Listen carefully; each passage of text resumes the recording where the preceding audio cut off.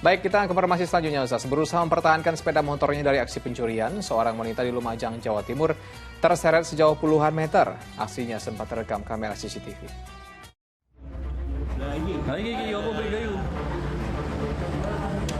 Wanita ini langsung mempertahankan sepeda motornya yang hendak dibawa pencuri di Lumajang, Jawa Timur.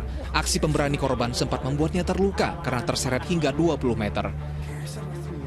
Jadi Pak Lati ini langsung rangkul, langsung langsung dipegang, langsung digas. Diseret sama pelaku ya? Iya, diseret. Seberapa jauh Pak diseretnya Pak?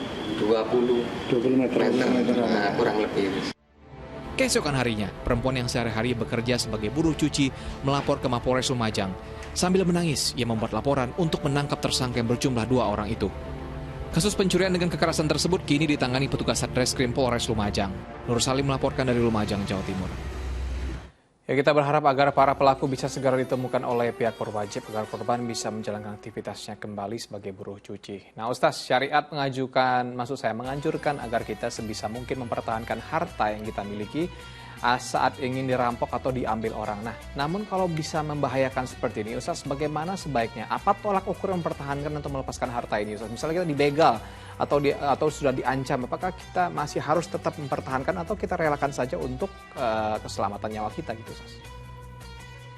Ya, betul ya. Agama itu datang salah satunya adalah untuk hifzul mal, memelihara harta kita. Jadi memelihara jiwa, memelihara harta, kemudian memelihara kehormatan, anak, keturunan. Itu di antara tujuan pokok agama itu diturunkan, yang disebut dengan maqasidus syariah. Oleh karenanya agama memberikan perlindungan terhadap harta. Dan kita pun berkewajiban untuk melindungi harta yang kita miliki itu. Nah, disinilah maka Islam itu melarang pencurian, ya. Dan kalau kita dicuri misalnya, harta kita itu ingin dirampok, dirampas, kita wajib mempertahankan harta yang kita miliki itu. Sampai seberapa jauh kita wajib mempertahankan? Ya, kita harus bisa mempertahankan secara maksimal. Bagaimana kalau nanti kita dianiaya?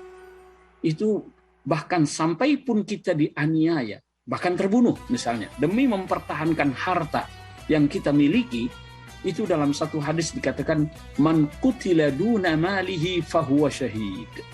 Orang yang terbunuh karena mempertahankan harta yang dimilikinya, dia meninggal dalam keadaan syahid.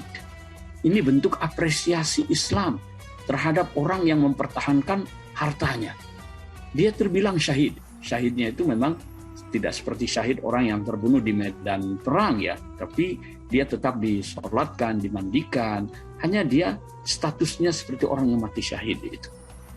Itu betapa tingginya apresiasi Islam terhadap mereka yang ingin mempertahankan hartanya.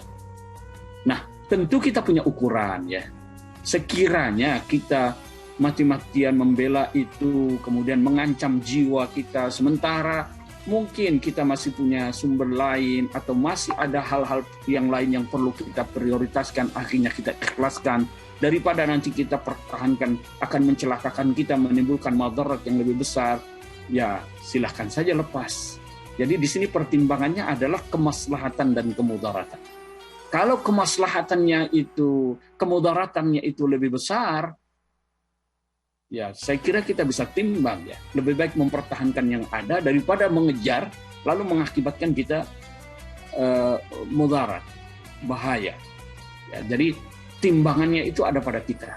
Sejauh mana besar dan kecilnya maslahat atau madarat itu. Jadi kita timbang-timbang lagi gitu, Ustaz, ya. Kalau misalnya memang seperti tadi ini motornya mungkin ya kita harus butuh sekali, mungkin kita bisa mempertahankan gitu. Tapi kalau memang sudah mengancam jiwa ya kita berdoa saja kepada Allah semoga ditangkap atau mungkin diganti dengan motor yang lebih bagus oleh Allah nanti ya. Amin.